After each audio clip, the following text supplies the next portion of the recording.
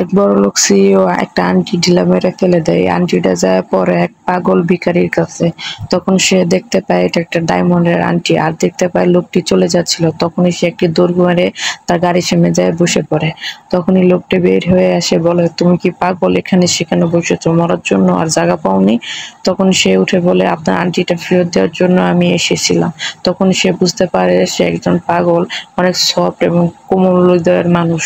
তখন তার প্রতি তার খুবই মায়া হয় এবং দয়া হয়। তখন সে বলে তুমি কি আমার কাছে বিয়ে করবে? তখন সে রাজি হয়।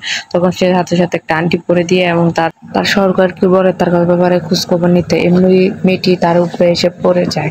তখন দুজন দুজনকে দেখে আর মেয়েটি বলে তুমি খুব সুন্দর দেখতে। তখন এই মেয়েটির কাছে সে ট্রাই নিয়ে আসে তাকে পরাই দেওয়ার জন্য, আর সে তার গলার মধ্যে আটকে দিয়ে পিঞ্চি মেরে দৌড় মেরে চলে যায়। নিচে যায় দেখে তার শাশুড়ি বসে আছে, যেতে তাকে টাকা অফার করে, বলে তুমি পাগল মেয়ে, আমি তোমাকে বউ বানাবো না, তুমি চলে যাও আমার ছেলের জীবন থেকে।